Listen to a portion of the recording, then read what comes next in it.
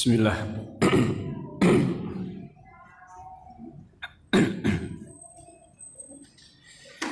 Bismillahirrahmanirrahim. Innal hamdalillah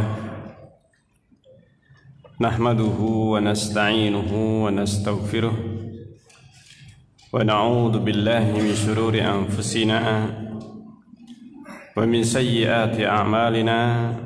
من يهده الله فلا مضل له ومن يضلل فلا هادي له أشهد أن لا إله إلا الله وحده لا شريك له وأشهد أن محمدا عبده ورسوله يا أيها الذين آمنوا اتقوا الله حق تقاته ولا تموتن إلا وأنتم مسلمون يا أيها الناس اتقوا ربكم الذي خلقكم من نفس واحدة وخلق منها زوجها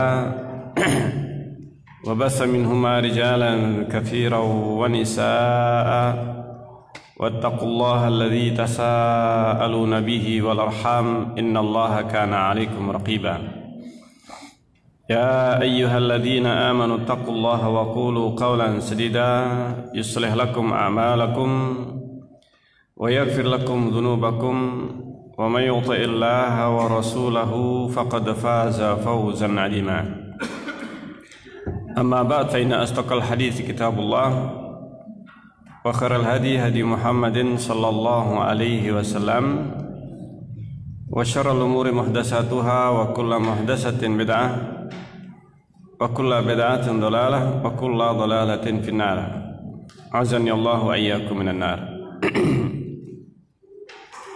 Jemaah sekalian yang dimuliakan oleh Allah Subhanahu wa taala, kita melanjutkan pembahasan Kitab Zadul Ma'ad fi Hadi Khairil Ibad sampai kepada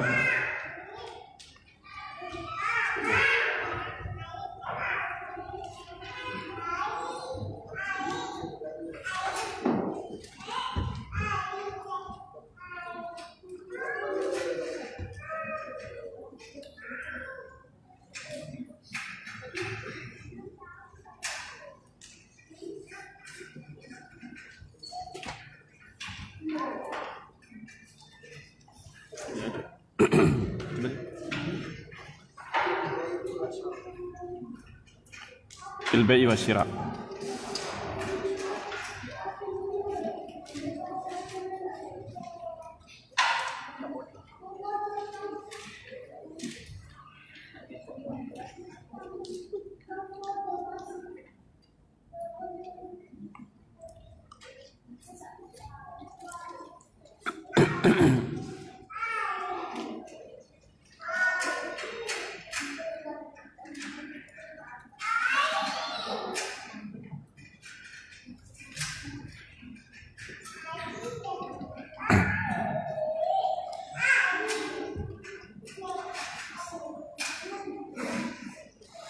Baik. Bismillahirrahmanirrahim.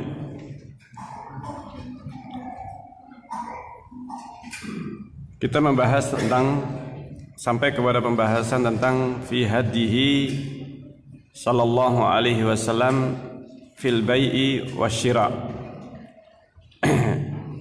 yaitu terkait dengan jual beli. Hadiyun Nabi sallallahu alaihi wasallam tentang jual beli Rasulullah sallallahu alaihi wasallam.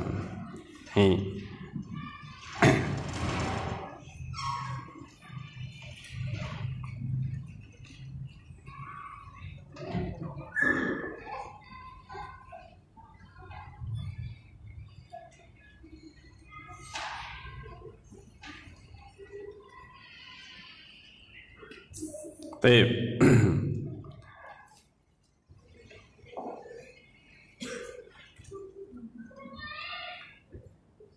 Firrukub sudah ini ya.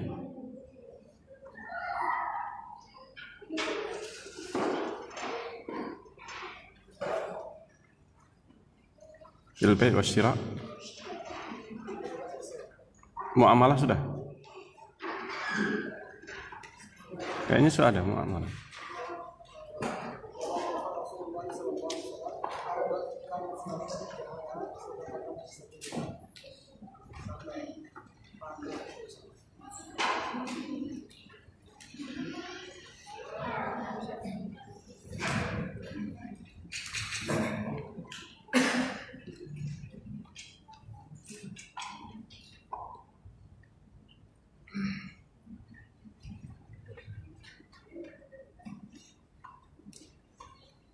Fi bai'ihi wa syira'ihi.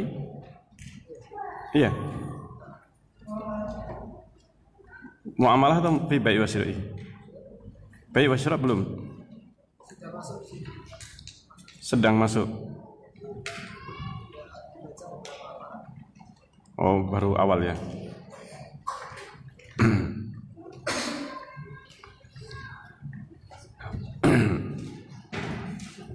Bismillahirrahmanirrahim. Faslan wa ba'a Rasulullah sallallahu alaihi wasallam washtara. Dan Rasulullah SAW berjual beli. Dan beliau kayaknya sudah ini. Sudah. Kenapa? Transaksi. Iya. Atau kita baca sedikit nanti sampai di mana nanti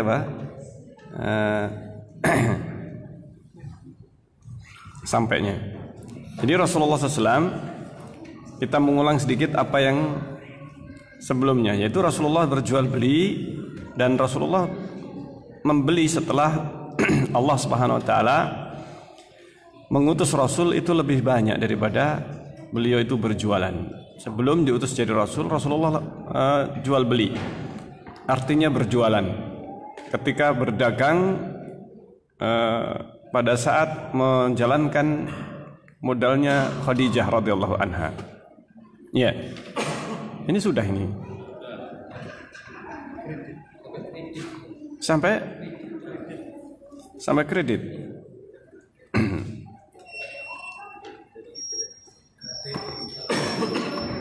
Rasulullah memberi hadiah, menerima hadiah, sudah.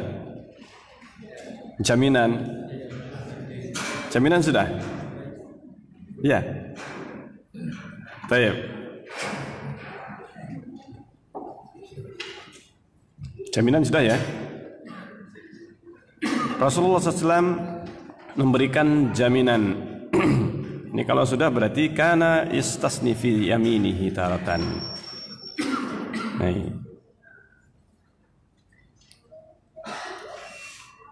huruf hutang sudah. Rasulullah SAW memberi hadiah, kadang menerima hadiah dan membalasnya. Ini sudah ini ya. Rasulullah berhutang dengan memberikan jaminan atau gadai dan tanpa menggunakan gadai atau jaminan. Jadi Rasulullah SAW Terkadang berhutang itu dengan apa? Memberikan jaminan, atau terkadang tanpa apa? Jaminan. Bahkan terakhir hayat Rasulullah SAW, beliau menggadaikan baju apa? Perangnya. Jadi gadai itu sebenarnya adalah terkait dengan masalah apa? Hutang piutang. Rasulullah pernah menggadaikan, dan itu terjadi di akhir hayat beliau. Sampai baju perangnya digadaikan kepada seorang Yahudi.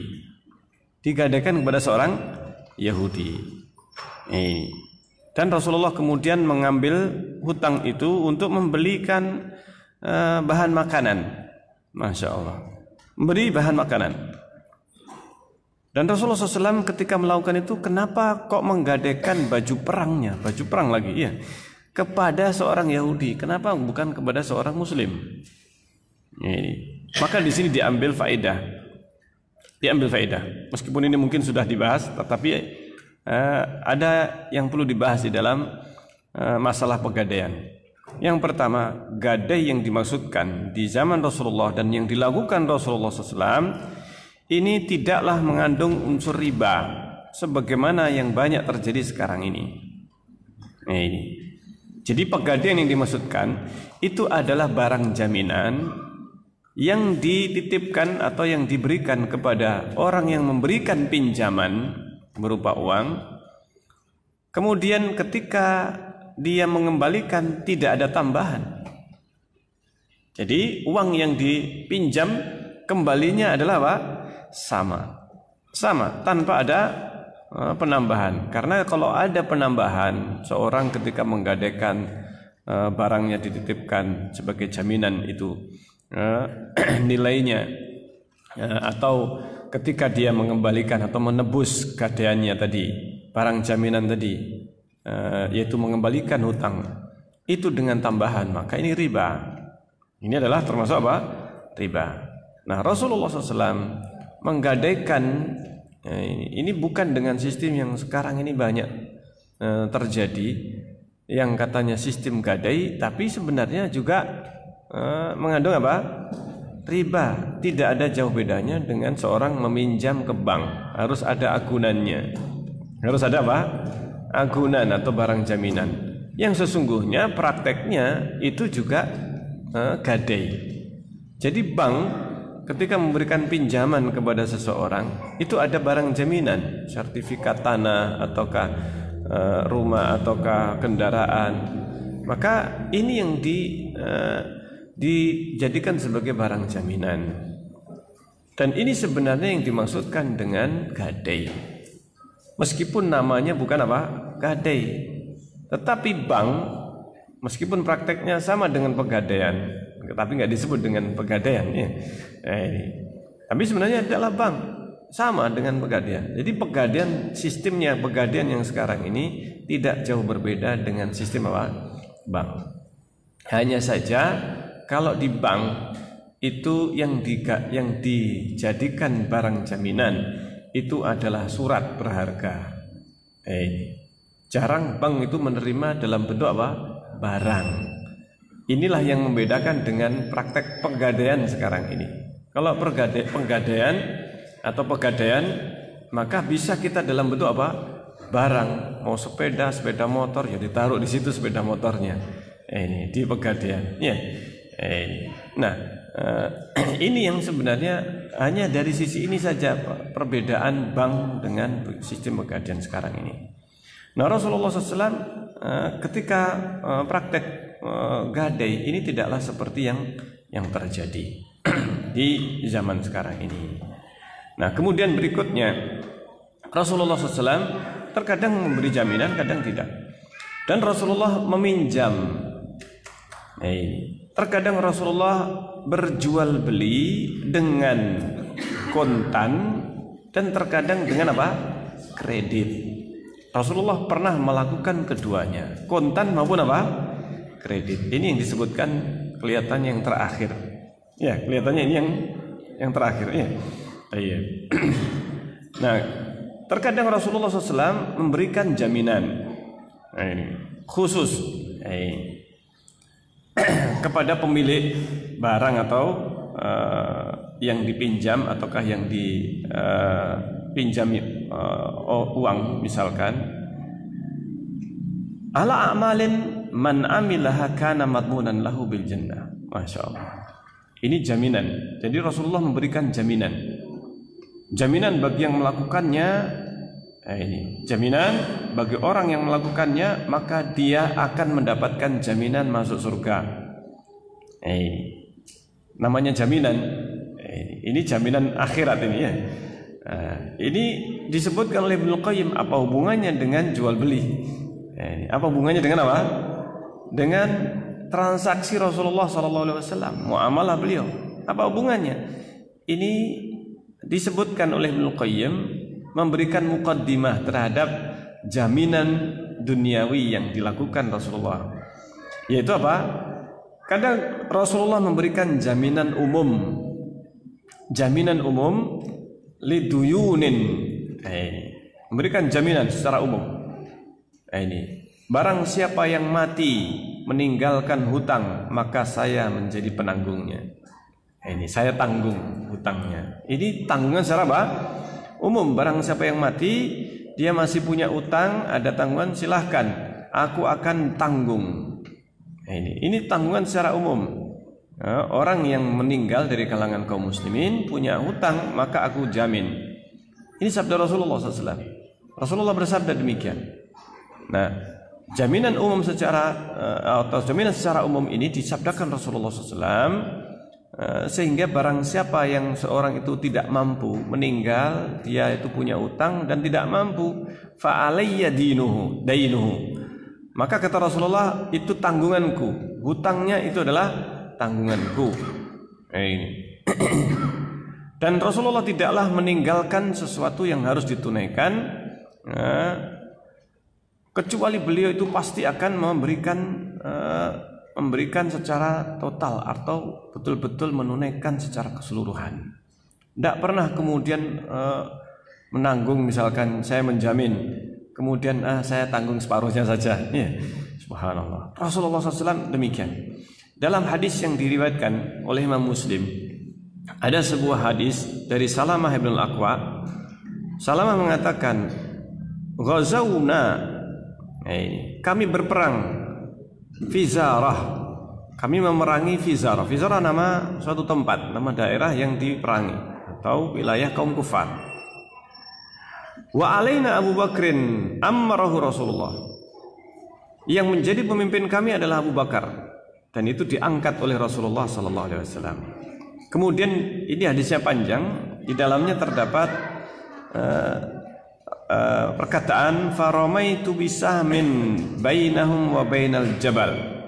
Saya, kata Salama, melemparkan dengan sebuah anak panah antara mereka dengan gunung. Ketika mereka melihat panah itu, mereka berhenti. Mereka berhenti. Jadi Salamah itu pada waktu peperangan ini, memerangi Fizarah, itu melemparkan anak panah, dilemparkan ke arah musuh, antara kaum tersebut dengan gunung. Ketika mereka melihat, mereka berhenti, maka saya pun datang. Saya pun jitu bihim asukuhum. Saya menggiring mereka. Wa fihim imra'atun min bani Fizarah. Di antara mereka ada seorang wanita dari Bani Fizarah, alaiha qasha'un. Dia memakai sabuk dari kulit, min udmin. Ma'aha ibnatun laha min ahsanil ara. Dia itu, wanita ini mempunyai anak perempuan yang anak perempuannya ini termasuk orang paling cantik di kalangan orang Arab. Anaknya yang cantik ini. Maka ketika itu fasuktuhum hatta ataitu bihim Abu Bakrin. Saya menggiring mereka sampai saya bawa kepada Abu Bakar As-Siddiq radhiyallahu anhu. Jadi ini setelah menang, maka apa? Maka dibawalah ini para tawanan ini, termasuk wanita yang mempunyai anak perempuan yang sangat cantik ini. Saya pun datang kepada Abu Bakar membawa mereka. Fanafalani Abu Bakrin ibnataha. Abu Bakar memberikan kepada saya anak perempuannya ini, yang cantik ini, Salamah ibnul Aqwa. Nah ini karena apa? Di sini Abu Bakar sebagai pemimpinnya. Maka Abu Bakar yang membagikan ghanimah dan juga tawanan. Maka kami pun datang ke Madinah. Kami datang ke Madinah. Wa ma kasyaftu laha sauban. Saya belum membuka bajunya. Artinya saya belum apa-apakan. Wanita yang cantik ini belum saya apa-apakan. Itu bagian saya, kata Salamah. Bagian saya diberi bagian oleh Abu Bakar As-Siddiq. Rasulullah bertemu dengan saya fisuk di pasar. Rasulullah ketemu dengan saya di pasar waktu itu. Faqala ya Salamah hablil mar'ah. Kata Rasulullah, wahai Salamah, berikan saja wanita itu kepadaku. Berikan saja wanita itu kepadaku. Ya Rasulullah. Ini kata Salamah, ya Rasulullah, demi Allah, laqad ajabatni. Tuh, itu sangat apa? Saya sukai wanita ini. Tapi wa ma kasyaftu laha sauban. Saya belum membuka bajunya, mungkin saya belum apa-apakan ini. Karena budak boleh. Budak itu seperti apa? Istri, dibolehkan untuk apa? Untuk digauli. Kalau dia itu sudah punya wanita, budak, dan dia tidak bersuami, maka dia boleh untuk dia apa? Untuk digauli sebagaimana istrinya. Kemudian Rasulullah besoknya ketemu lagi di pasar. Lalu berkata kepada saya, wahai Salamah, berikan saja wanita itu. Artinya Rasulullah tetap menawar kepada Salamah, berikan saja wanita itu lillahi abuk. Masya Allah, ini adalah apa? Permohonan Rasulullah SAW. Lillahi abuk. Fakultu hiya laka ya Rasulullah. Kalau gitu itu milikmu ya Rasulullah. Ini. Apakah berarti Rasulullah demikian memaksanya, menginginkan wanita itu? Ternyata tidak. Ternyata budak ini atau wanita ini yang sangat cantik ini, ketika itu kata Rasulullah, faqala liya Salamah hablil mar'ah lillahi abu. Ini. Faba'atha biha Rasulullah ila ahli Makkah. Ternyata Rasulullah SAW mengirimkan kepada ahlu Makkah. Dikirimkan kepada ahlu Mekah. Untuk apa Rasulullah? Kenapa Rasulullah tidak untuk diri beliau? Ini wanita cantik, ya kan? Ternyata Rasulullah SAW memberikan budak wanita ini kepada ahli Mekah. Waktu itu masih kaum musyrikin. Kaum musyrikin, penduduk Mekah, kaum Quraisy. Ini. Rasulullah mengirim wanita itu kepada ahli Mekah. Ternyata bukan untuk dirinya. Rasulullah bukan untuk apa? Untuk diri beliau. Fafada biha nasan minal muslimin. Rasulullah menebus ini dengan wanita yang cantik ini banyak, bukan hanya satu orang, kaum muslimin yang tertawan pada waktu peperangan. Yang mereka ditawan di Mekah pada waktu perang melawan kaum musyrikin, kaum Quraisy. Pada waktu perang Uhud, ataukah sebelumnya, ataukah setelahnya. Maka Rasulullah SAW pada waktu itu menebus satu orang wanita ini, menebus dengan satu wanita ini banyak kaum muslimin. Seluruh tawanan itu dibebaskan, Masya Allah. Dan ini menunjukkan bagaimana kepribadian Rasulullah SAW. Rasulullah melihat bahwa untuk menebus kaum muslimin yang demikian banyak, ini tidak mungkin untuk apa? Menebus dengan sejumlah uang yang sedemikian banyak. Tetapi mereka bisa jadi mau kalau seandainya ditebus dengan apa? Wanita yang cantik ini. Ini wanita Arab. Subhanallah. Jadi ini apa yang dilakukan Rasulullah SAW terhadap budak wanita ini. Jadi meminta kepada Salamah bin Aqwa bukan untuk diri beliau. Jadi Salamah ini ketika berkata kepada Rasulullah, ya Rasulullah, saya belum mengapa-apakannya, belum membuka bajunya, artinya belum menggaulinya. Tetapi apa? Dia masih perawan. Nah, di sini disebutkan ketika itu Salamah bin Aqwa ketika terus diminta oleh Rasulullah untuk memberikannya, ini maka Rasulullah SAW tidak menggunakan untuk diri beliau. Ini seandainya Rasulullah mau, gampang. Ini para sahabat juga rela saja. Tetapi ternyata bukan untuk diri beliau, tapi untuk menebus kaum muslimin. Untuk menebus kaum muslimin. Karena tawanan, ini sama. Kita juga punya tawanan, tetapi tawanannya bagi kaum musyrikin lebih berharga wanita ini. Tapi bagi Rasulullah, ini yang lebih berharga adalah apa? Adalah kaum muslimin, tawanan kaum muslimin yang kembali kepada kaum muslimin. Ini kembali ke Madinah. Masya Allah. Jadi ini yang dilakukan Rasulullah sebagai seorang pemimpin. Maka Rasulullah SAW tidaklah merasa tenang kalau masih ada kaum muslimin yang menjadi tawanan musuh kaum kufar, menjadi budak mereka. Apapun yang itu adalah dibolehkan secara syar'i untuk menebus tawanan dilakukan oleh Rasulullah SAW. Meskipun harus dengan menebus dengan nilai yang sangat mahal. Tapi di sini Rasulullah menemukan sebuah cara untuk menebusnya dengan apa? Wanita ini. Kemudian disebutkan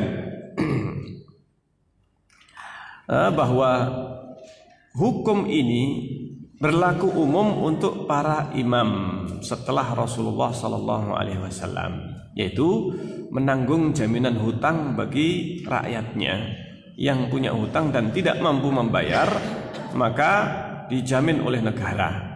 Hutangnya langsung ditanggung oleh apa? Oleh negara, oleh pemimpin kaum muslimin, oleh sultan. Yaitu apa? Sultan menanggung hutang kaum muslimin kalau mereka itu tidak bisa membayarnya. Kalau tidak punya kemampuan, misalkan miskin, orang yang miskin, orang yang tidak punya kemampuan untuk membayar hutang, menebusnya.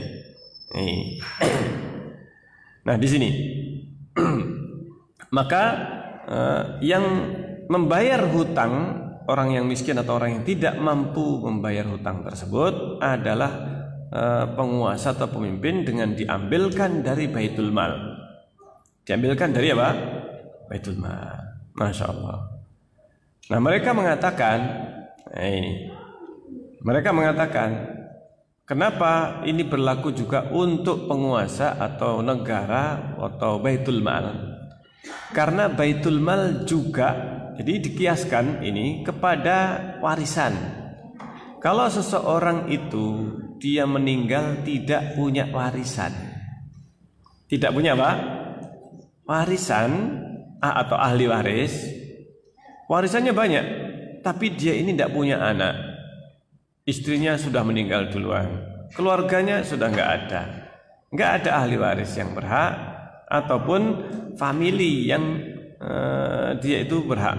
Misalkan ini adalah seorang mantan budak dia dari Afrika, nggak punya keluarga, kemudian setelah dia dibebaskan oleh majikannya misalkan, dia kemudian pandai berdagang, akhirnya jadi kaya.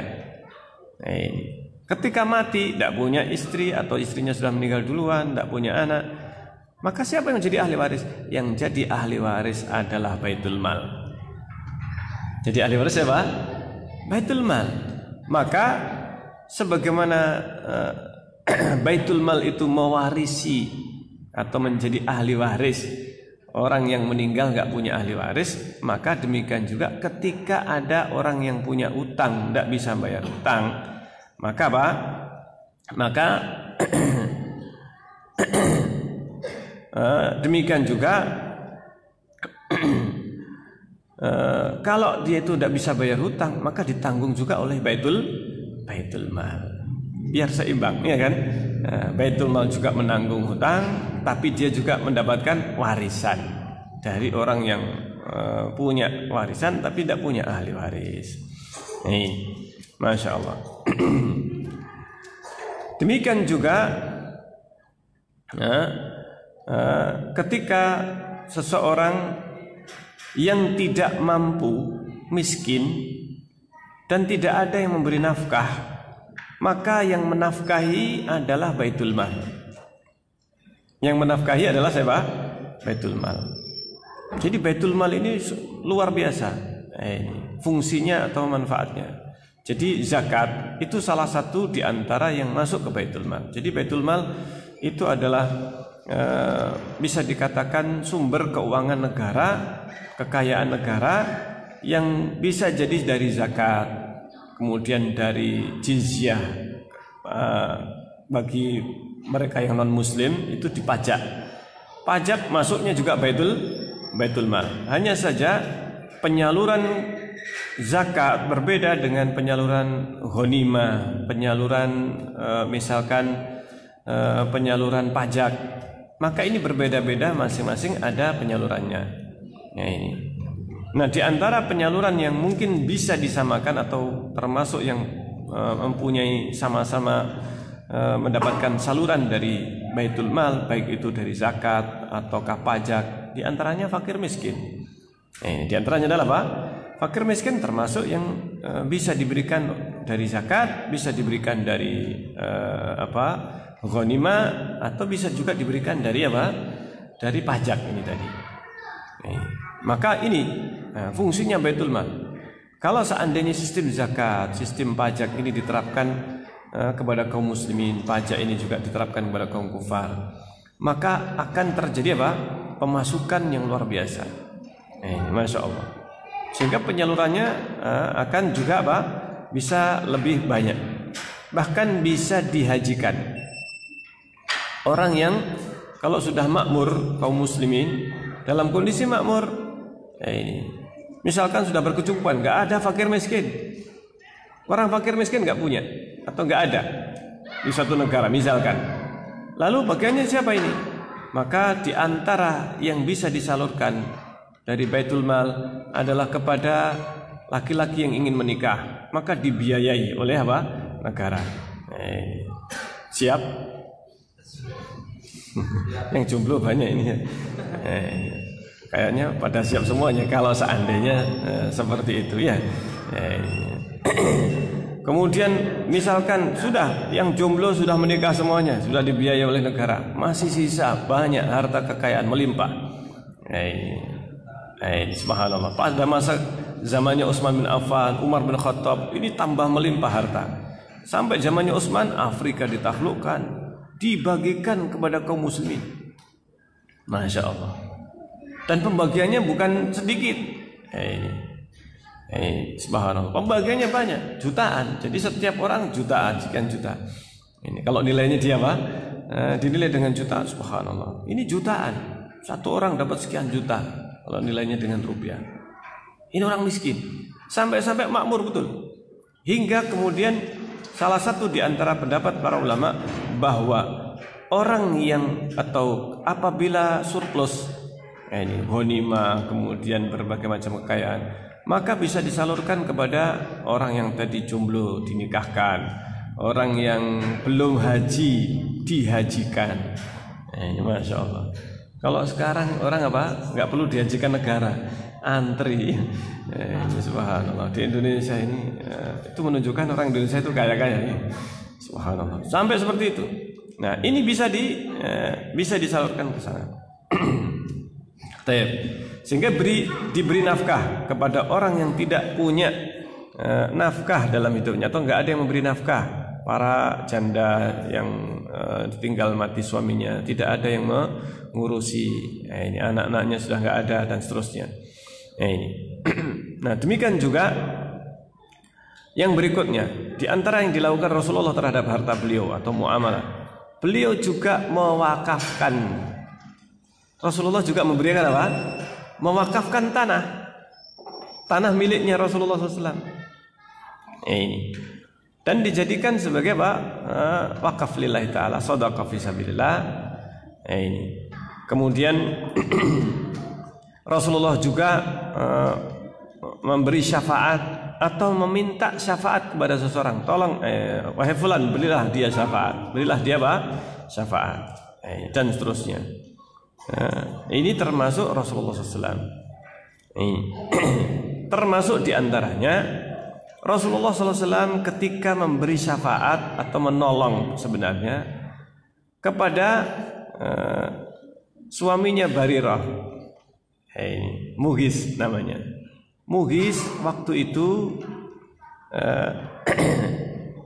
masih sebagai budak. Barirah sudah dibebaskan. Mughis ini suaminya.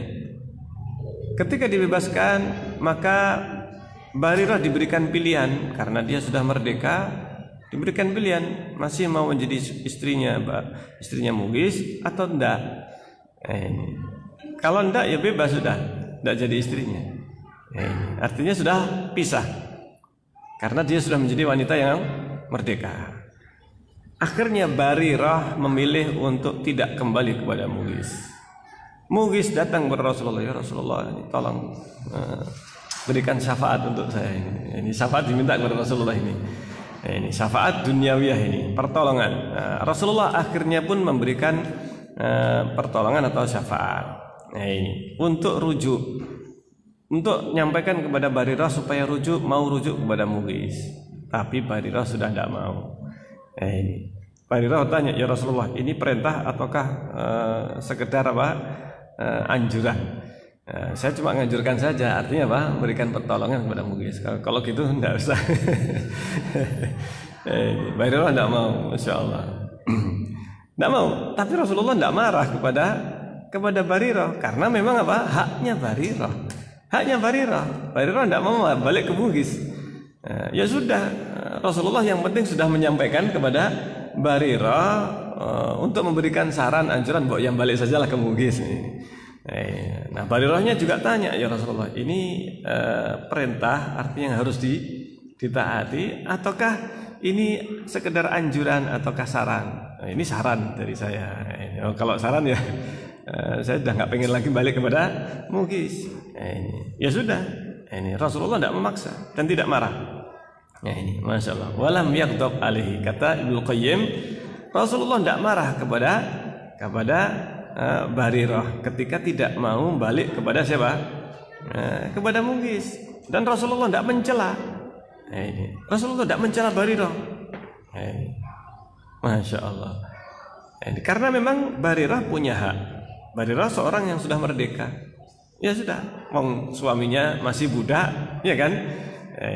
Nah, maka dia akhirnya punya kebebasan. Jadi kalau wanita itu merdeka sementara suaminya sama-sama budaknya tidak dimerdekakan atau tidak bisa, majikannya misalkan tidak memerdekakan, maka itu adalah apa? Diberikan pilihan kepada sang istri.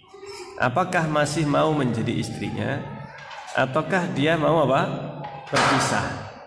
Ternyata maunya berpisah. Mughis masih senang, tapi Barirah sudah hendak lah, sudah merdeka. Ini statusnya sudah berbeda, ya. Statusnya sudah berbeda. Masya Allah. Dan inilah Rasulullah SAW. Rasulullah tahu statusnya, artinya bukanlah Rasulullah SAW punya hak untuk memerintahkan Barirah untuk kembali kepada Mughis. Bukan hak Rasulullah. Artinya sebagai seorang manusia biasa, Rasulullah juga memberikan pertolongan sebatas kemampuannya, sebatas kedudukannya. Dan di sini Rasulullah tidaklah mempunyai hak ataukah mempunyai wewenang terhadap Barirah. Subhanallah. Nah, akhirnya Rasulullah tidak marah. Meskipun Barirah tidak memenuhi sarannya Rasulullah SAW. Kemudian berikutnya, Rasulullah SAW juga bersumpah. Apa hubungannya masalah sumpah dengan apa? Dengan jual beli. Juga apa?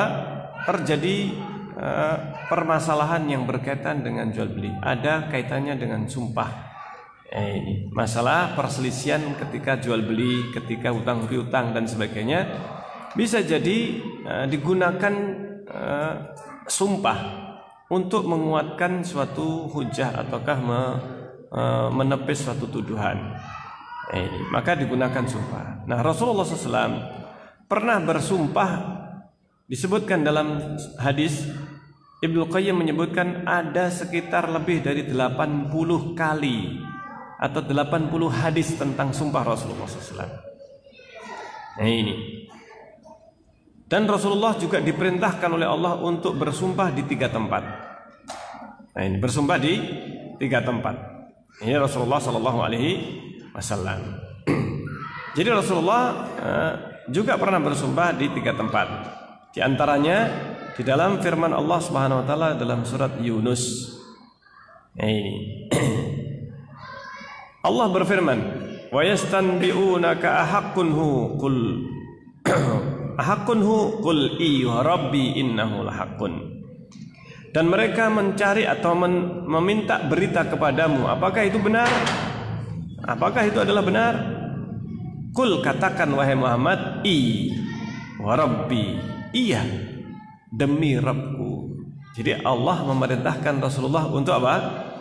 Bersumpah, satunya di surat Yunus ayat 53. Kemudian yang kedua, wa qala alladziina kafaru la ta'tina as-saa'ah qul bala wa rabbi la ta'tiyannakum.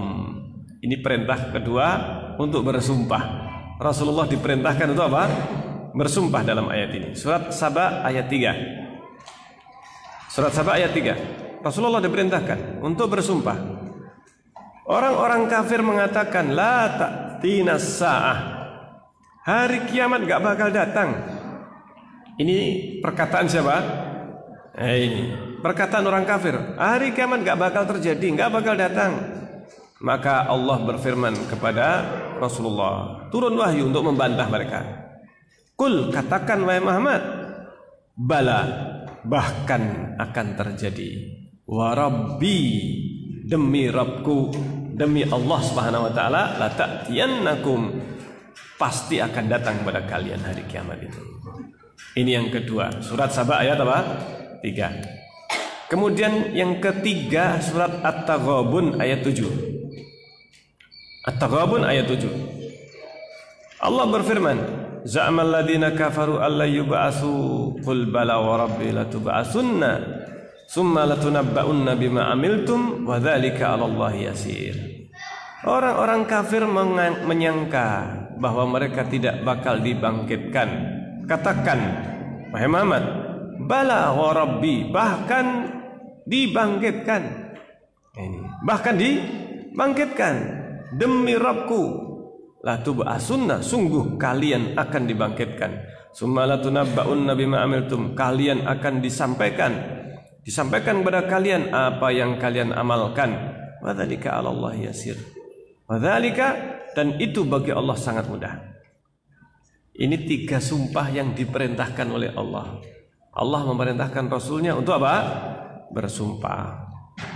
Ini bersumpah. Nah, disebutkan Ismail bin Ishaq al-Qadi bermudzakarah. Mudzakarah artinya berdiskusi, mendiskusikan ilmu yang sudah didapatkan, mengingat-ingat ilmu yang sudah didapatkan.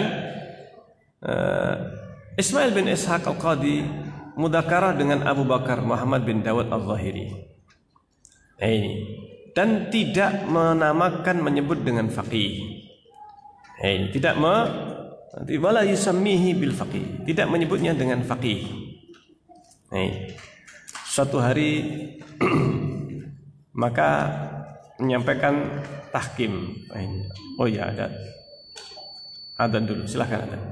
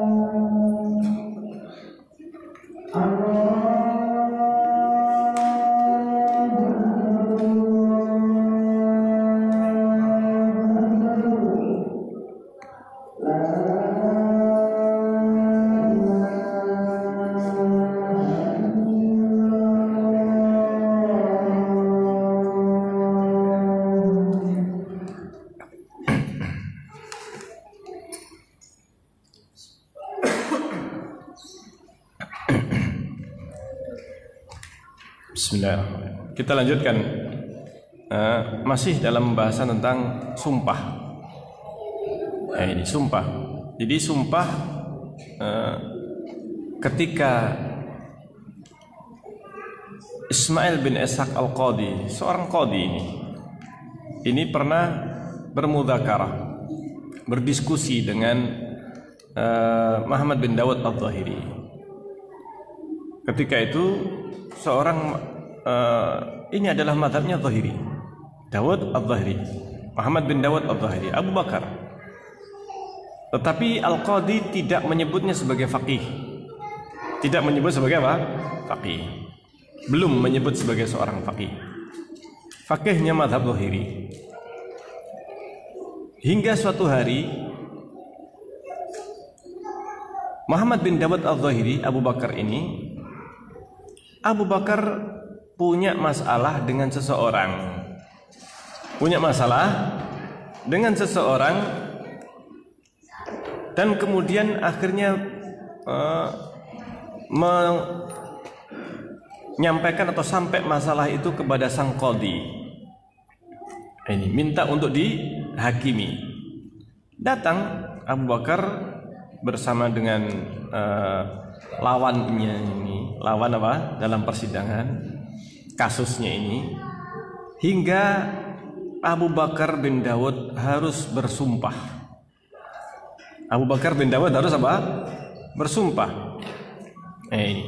Karena bisa jadi mungkin dituduh dia mengingkarinya. Dia mengingkari dan akhirnya dia hanya bisa bersumpah. Bal yaminu ala man angkar. Sumpah itu bagi orang yang apa?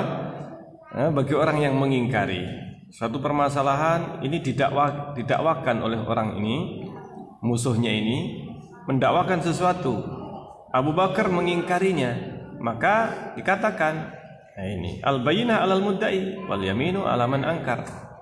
Ini tidak punya dakwakan, tidak punya bukti. Kalau begitu kamu harus bersumpah. Ini Abu Bakar harus apa? Bersumpah. Jadi kalau ada masalah, yang satu menuduh tidak punya bukti, tidak punya apa? Bukti.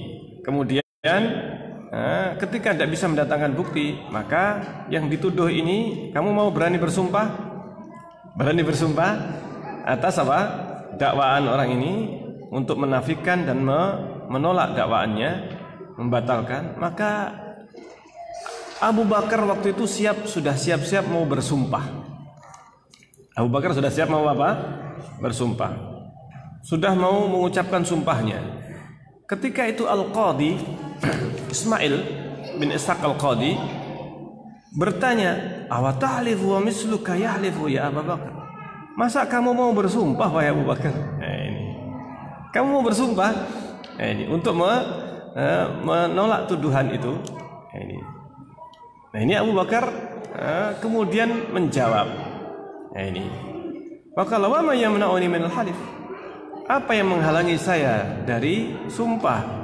Sumpah dibolehkan. Rasulullah diperintahkan oleh Allah untuk bersumpah di 3 tempat. Nah ini.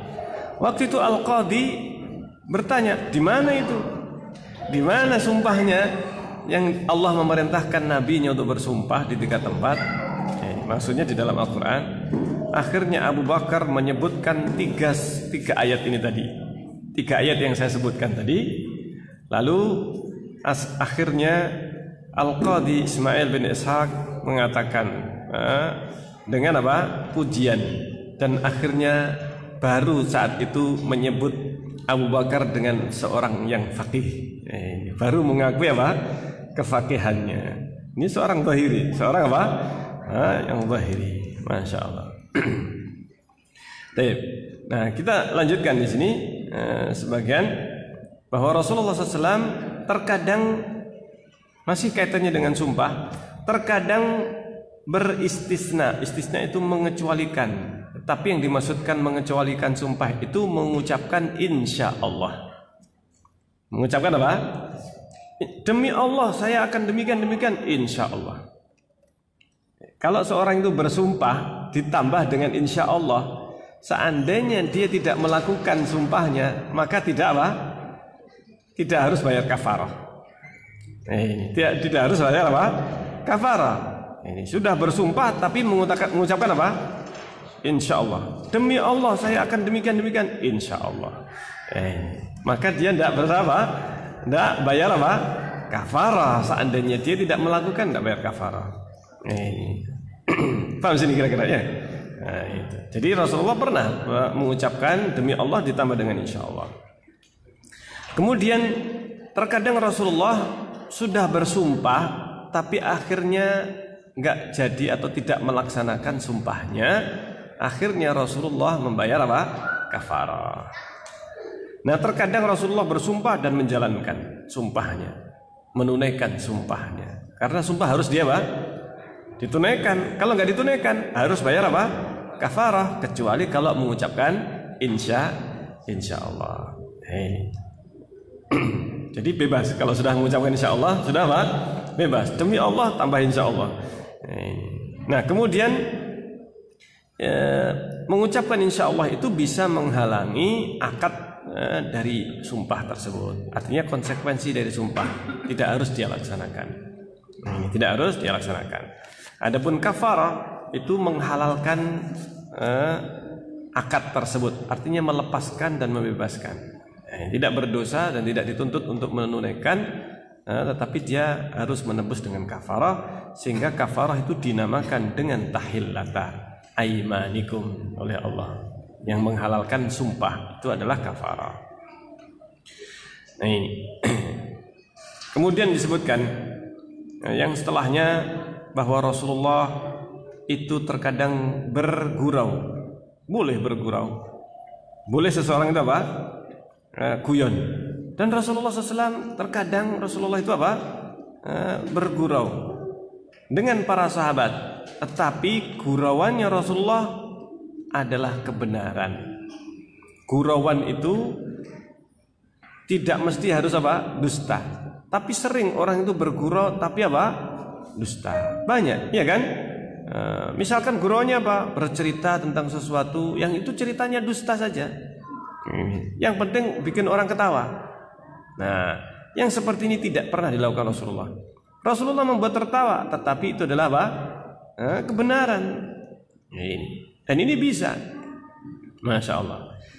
Nah terkadang Rasulullah mengatakan dengan tauriyah, tapi itu bukan sesuatu yang sering dilakukan. Apa tauriyah? Menyampaikan, mengatakan sesuatu dengan gaya atau kata-kata ambigu. Rasulullah mengucapkan dengan kata apa? Ambigu. Apa ambigu? Satu kata yang mungkin difahami dengan apa? Beda-beda macam-macam. Oh maksudnya demikian. Kelihatannya maksudnya demikian, padahal enggak maksudnya. tapi maksudnya yang lainnya. Nah, ini disebut dengan tauriyah. Nah, Rasulullah terkadang yuwarri. Nah, ini. Tetapi tidak pernah mengucapkan tauriyah kecuali dalam kebenaran. Kecuali yang benar. Seperti misalkan ingin menuju kepada suatu arah.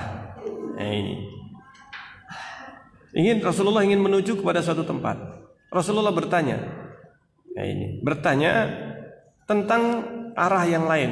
Bagaimana kalau ke arah sana itu lewatnya jalan mana? Lewatnya kemana? Kalau mau ke arah sana itu lewat mana? Ya, dijawab. Tapi sebenarnya Rasulullah nggak pengen ke situ. Tapi Rasulullah mau jalan yang lainnya. Tapi yang ditanyakan adalah apa? Yang lainnya. Sehingga orang mengira bahwa Rasulullah mau ke situ, padahal bukan mau ke situ, cuma menanyakan kalau lewat situ lewatnya lewat mana. Kalau ke arah sana itu mau lewat mana? Bukannya Rasulullah saya mau ke sana, tidak mengatakan demikian. Boleh saja seperti itu ya. Nah, ini salah satu guyonannya juga bisa. Kita pengen guyon kepada seseorang. Kalau mau ke sana lewatnya mana? Oh ya, terus kemudian kita mau ke arah yang lain. Boleh guyonan seperti itu, nggak apa-apa ya. Loh, kamu tanya ke sana kok malah ke sana? Iya, saya cuma tanya saja ke sana. Cuma tanya saja. Nah, disebutkan di sini salah satu di antara guyonannya boleh seperti itu. Yang penting tidak dusta. Guyonan itu boleh. Yang penting tidak apa? Tidak dusta. Masya Allah. Jadi ini yang dicontohkan oleh Ibnu Qayyim rahimahullah taala. Salah satu di antara bentuk tauriyah ataukah bentuk kata ambigunya Rasulullah itu bukan dusta. Bukan sesuatu yang dusta. Sehingga salah satu contohnya itu tadi mau menanyakan. Dia mau menuju sesuatu tempat, tetapi yang ditanyakan adalah yang sana. Kalau ke sana jalannya gimana? Bagaimana airnya? Bagaimana ininya? Keadaannya? Hotelnya harganya berapa? Hotel yang di sana? Misalkan sebenarnya nggak pengen ke sana, tapi apa? Ke tempat yang lainnya. Masya Allah. Nah, terkadang Rasulullah SAW beliau ketika menjenguk orang sakit, menghadiri jenazah, beliau juga menjawab undangan, memenuhi undangan. Terkadang Rasulullah itu berjalan bersama para janda, artinya wanita-wanita tua yang kemudian disebutkan dalam satu riwayat Rasulullah SAW ada seorang wanita tua itu minta kepada Rasulullah waktunya. Ya Rasulullah minta waktu. Nah, ditanya. Rasulullah kemudian waktu itu jalan, kemudian wanita itu minta waktu. Akhirnya Rasulullah memenuhi permintaan sang wanita itu sehingga Rasulullah menuruti, minggir. Rasulullah minggir, kemudian mendengarkan perkataan wanita itu sampai selesai hajatnya, kebutuhannya. Wanita itu senang. Setelah itu selesai, wanita itu pergi. Rasulullah kemudian melanjutkan. Masya Allah. Ini akhlaknya beliau Shallallahu Alaihi Wasallam. Dipanggil oleh seorang nenek-nenek ini. Untuk apa? Nenek itu mau berbicara sesuatu, mungkin curhat ataukah semacamnya. Rasulullah turuti dengarkan. Ini Masya Allah. Ini akhlak beliau. Demikian juga bersama orang miskin. Rasulullah jalan bersama orang miskin atau bersama orang yang lemah, orang yang mungkin tidak punya kedudukan. Tapi Rasulullah tidak malu untuk berjalan dengan mereka. Kaum du'afa. Bahasa kita apa? Kaum du'afa, orang yang lemah lah istilahnya, finansialnya ataukah kedudukannya, kerjaannya. Masya Allah. Rasulullah memenuhi hajat mereka. Demikian juga Rasulullah mendengarkan orang yang bersyair. Orang yang apa? Bersyair. Rasulullah pun juga ketika ada seorang bersyair, Rasulullah kemudian memberikan upahnya untuk seseorang yang mau mendendangkan syair kepada Rasulullah SAW. Sehingga Rasulullah SAW beliau juga memuji orang lain. Rasulullah biasa memuji seseorang yang memang berhak mendapatkan apa? Pujian. Dan banyak pujian Rasulullah. Dan ini disebutkan berkaitan dengan keutamaan para sahabat. Banyak keutamaan sahabat itu diambilkan dari hadis Rasulullah yang berupa pujian. Likulli ummatin hawari wa hawari hadil ummah. Maka disebutkan masing-masing umat itu punya hawari. Likulli ummatin amin. Masing-masing umat itu punya apa? Nabi itu punya apa? Orang kepercayaan, dan kepercayaan wa aminu hadil ummah Abu Ubaidah bin Jarrah. Kepercayaan umat ini adalah Abu Ubaidah bin Jarrah. Dan demikian juga apa? Rasulullah memuji para sahabat yang banyak sekali. Rasulullah memberikan pujian hingga itu adalah bagian dari keutamaan para sahabat, dan itu adalah kebenaran. Memuji orang sesuai dengan apa yang berhak diterimanya. Sehingga Rasulullah SAW tidak pernah berdusta, tidak pernah berbahasa basi, tidak pernah berbahasa basi. Bahkan Rasulullah SAW memerintahkan untuk menaburkan pasir kepada orang yang suka apa? Memuji. Apalagi pujian yang berlebihan. Kalau kita dipuji secara berlebihan, maka kita boleh menaburkan pasir kepada orang yang memuji. Cuman kalau kita praktekkan hati-hati ya. Jangan langsung dipraktekkan ya. Apalagi di negeri kita ini. Tetapi diingatkan dengan hadis ini, hadis Rasulullah SAW. Hadis Rasulullah, orang yang suka memuji diingatkan. Fulan, ini ada hadis Rasulullah SAW. Bunyinya demikian. Yaitu apa? Kalau ada seseorang yang suka memujimu, berlebihan atau memuji, suka memuji berlebihan. Biasanya orang suka memuji berlebihan ini ya. Ini pujiannya. Maka taburkan ke wajahnya itu pasir, kata Rasulullah. Nah ini sampaikan kepada orang yang suka apa?